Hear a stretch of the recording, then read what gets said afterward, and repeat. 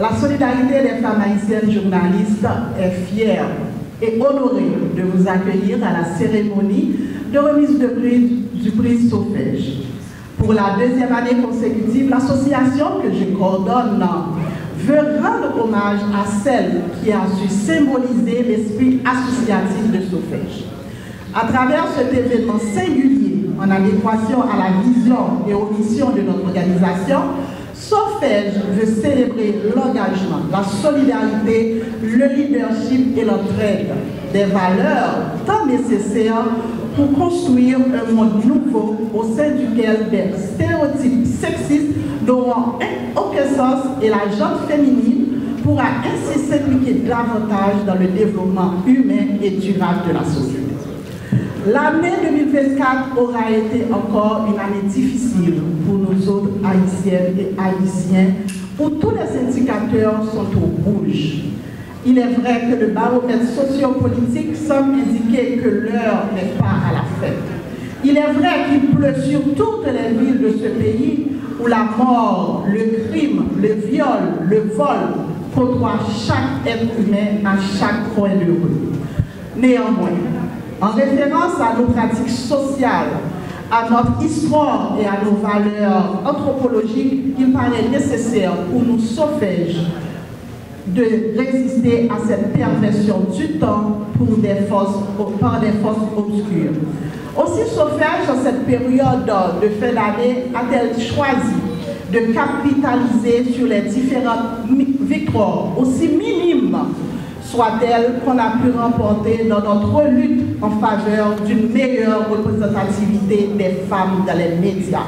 L'organisation de cette remise de distinction en ce mois de décembre 2024, qui symbolise un nouveau départ, est notre façon non seulement de marquer à l'indélébile cette petite victoire, mais aussi d'envoyer un signal fort à la société et de souligner à celle-ci l'urgence de passer outre certains préjugés, notamment ceux empêchant l'ascension des femmes, et de mettre en place une nouvelle dynamique sociale qui proscrit les préjugés sexistes contre les filles et les femmes.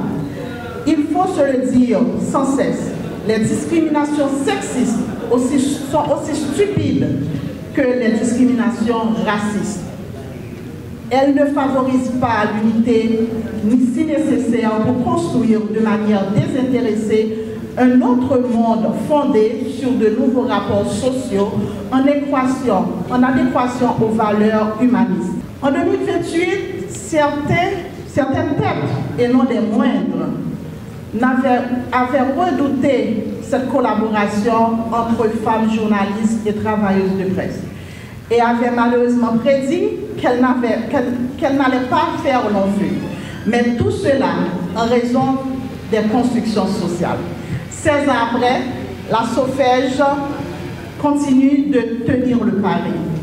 Nombreuses sont les femmes journalistes ces dernières années à témoigner qu'elles avaient eu tort d'avoir tant tardé à intégrer l'association à cause d'idées préconçues. Sofej est l'exemple type que les constructions sociales peuvent être vaincues. Effort, persévérance et constance sont les maîtres mots pour résoudre cette équation. À Sofej, nous sommes convaincus que le changement tant espéré par le peuple haïtien passera inévitablement par l'engagement total des citoyennes et citoyens dans la vie sociale et politique du pays. Et c'est cette victoire que nous célébrons aujourd'hui, en accordant cette distinction à l'une des personnes qui a su incarner le mieux l'esprit associatif qui traverse Sofej. Force est de reconnaître que le bilan de Sofej pour l'année 2024 est mitigé. Et cela est l'effet direct de la situation sociopolitique qui prévaut dans le pays.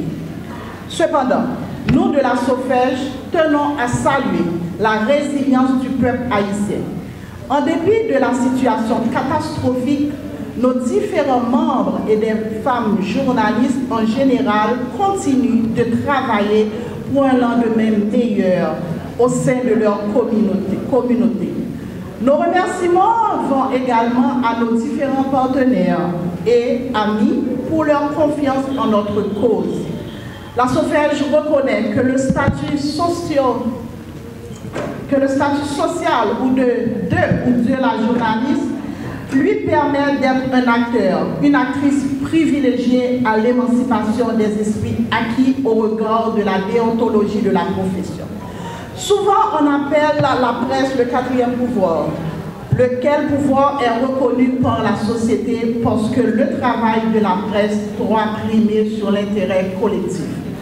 La SOFEJ en a pleine conscience et veut contribuer largement à la lutte contre la violence des gangs et la mauvaise gouvernance.